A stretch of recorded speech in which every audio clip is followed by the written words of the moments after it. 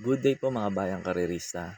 January 16, 2026, Friday at PJCI. Start time at 5:30 p.m.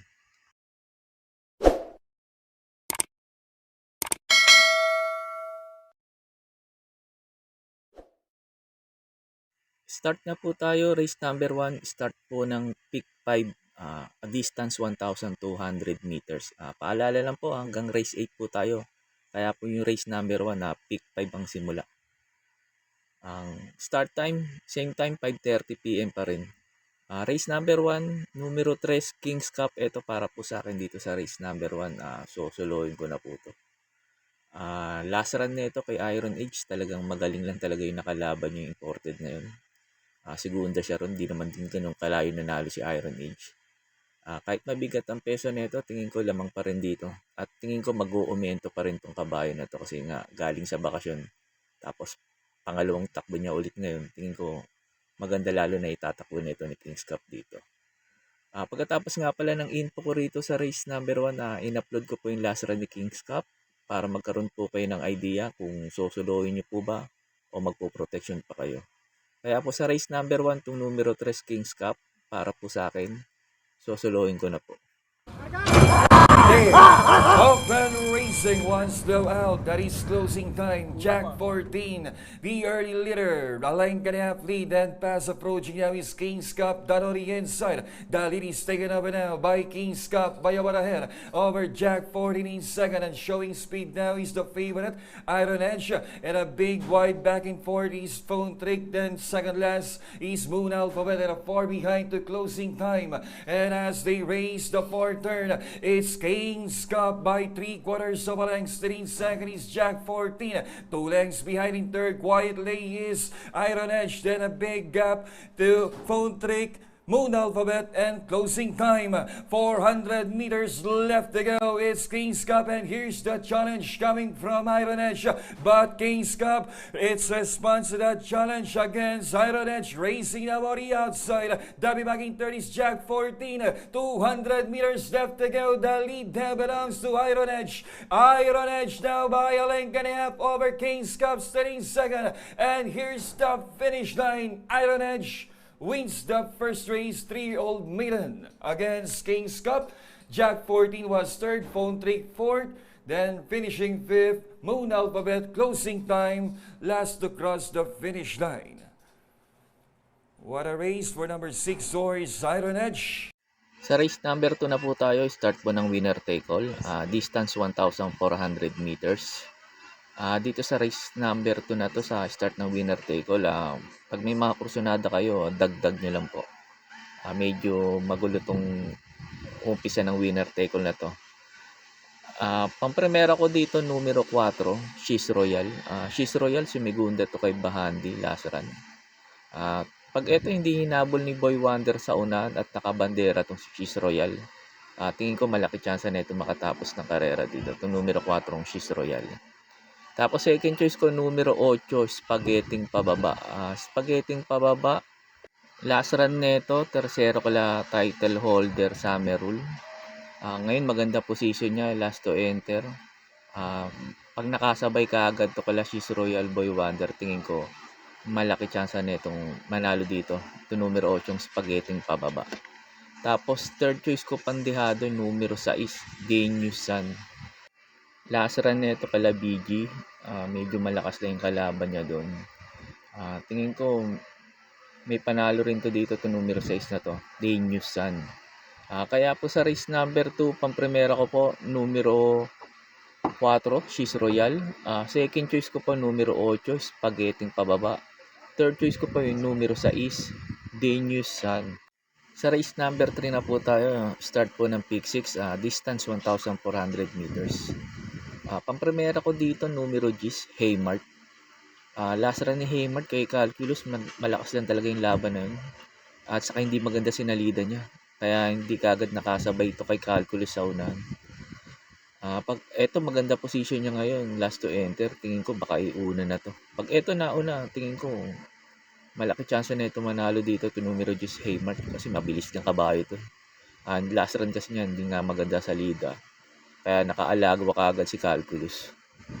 Second choice ko, numero 1, Tadeus. Ito naman si Tadeus, tingin ko pwede makinabang dito sakali pilitin nilang habulin si Haymark sa unahan. Tingin ko ito pwede makinabang numero 1, Tadeus. Last run nito, tercero, kala Lucency. Maganda rin ang tinakbo nito.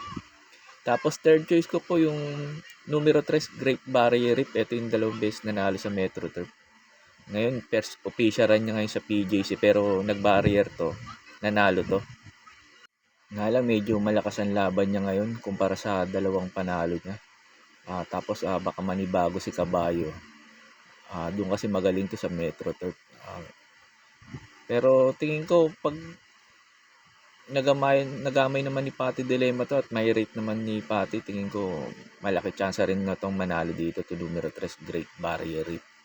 Kaya po sa race number 3, pang-primera ko po numero G's, Haymark.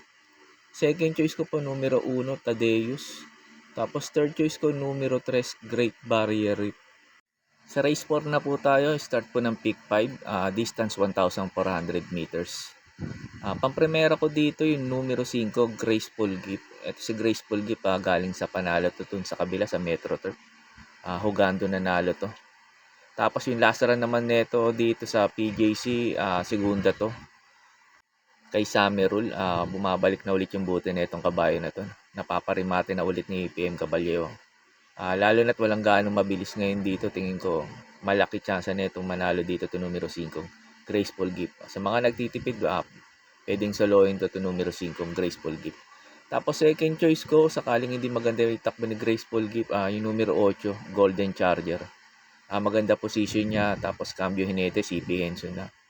Baka gumanda yung takbo ni Golden Charger ngayon. Kaya po sa race number 4, pang-primera ko po numero 5, Graceful Gift. Second choice ko po numero 8, Golden Charger. Sa race 5 na po tayo, start po ng peak 4, distance 1,400 meters. Pang-primera ko dito yung mababa na sa laban, numero 2, Karing Melody. Last run ni Karing Melody, nag-barrier dito sa PJC, nanalo. Kalaban sila still somehow. Hindi pa maganda sa lidan yun. Pero tingin ko dito, dahil nga mababa sa laban dito, tingin ko lamang dito to. Tapos cambio pa hinete, J.A. Gusi na. Tingin ko maganda lalo itatakbo nito itong numero 2 na to, Karing Melody.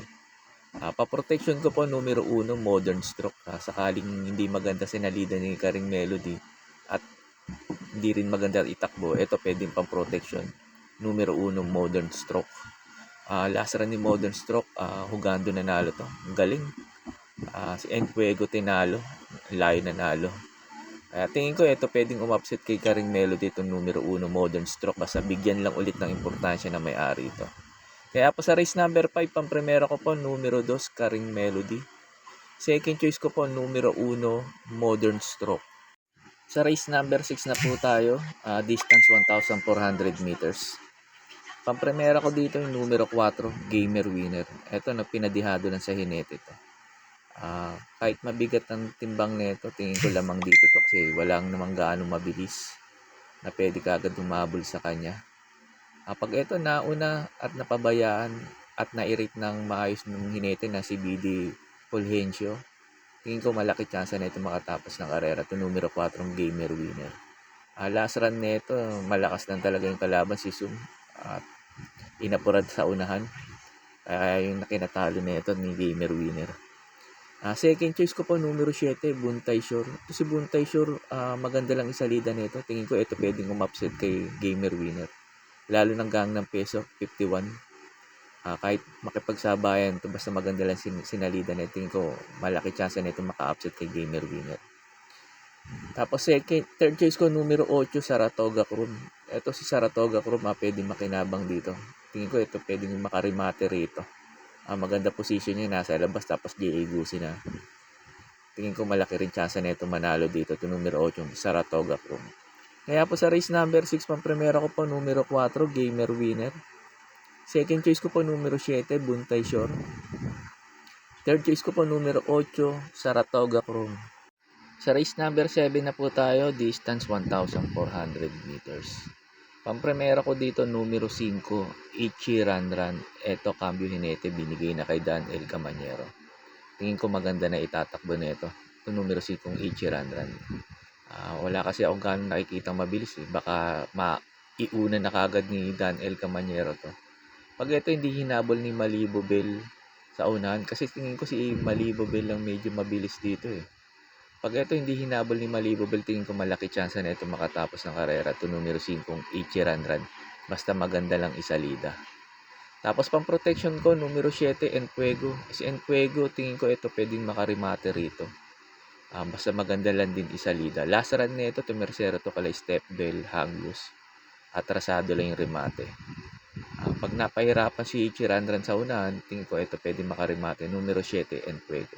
Kaya po sa race number 7, pang-primera ko numero 5, Ichiranran. Second choice ko po numero 7, Enfuego. Sa last race na po tayo, sa race number 8, distance 1,400 meters. Pang-primera ko dito yung numero 1, Light from the East. Ito, Cambio Jinete, JT Sarate. Tingin ko mag-uumento ngayon tong kabayo na to. At tingin ko din maganda rin itatakbo na nito. Yung numero 1, Light from the East. Baka iunan niya na ni Sarate kagad to. Second choice ko, numero 6, Elizabeth Joy. Ito si Elizabeth Joy, dito magaling to sa PJC. Tingin ko pag ito pwede makinabang at makarimate rito, sakaling pilitin nilang habulin sa una si Light from the East. Itong numero 6, Elizabeth Joy. Tapos third choice ko, numero 8, Paris with Bronze. Ito naman si Paris with Bronze, pumang-apat to. Medyo malakas lang talaga kalaban no, sila Flaming June, si Rice. Tingin ko may panalo rin to dito, to numero 8, Paris with Bronze. Kaya po sa last race, sa race number 8, pang-primera ko, numero 1, Light from the East. Second choice ko po, numero 6, Elizabeth Joy. Third choice ko po, numero 8, Paris with Bronze. Yun lang po, and good luck and happy racing po mga bayang karerista. Pagkatapos nito yung mga pa-shoutout nyo po. May pa-shoutout po si Sir Roberto Lagos. Pinapa-shoutout niya si Roland Barho at sa Batang Santa Mesa Street, Mariano. Shoutout po sa inyo dyan. At Sir Roberto Lagos, shoutout din sa iyo at maraming salamat. May pa-shoutout po si Sir Nestor Ambrosio. Pinapa-shoutout niya yung brother niya. Shoutout po at Sir Nestor Ambrosio.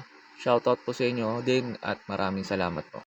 May pa-shoutout po si Sir J. Giliena. Pinapa-shoutout niya yung mga Concrete Boys. Sila Oni Carpio, Boss Ronnie, Mel Banta. Shoutout po sa inyo mga sir. At Sir J. Giliena, shoutout din sa iyo at maraming salamat po.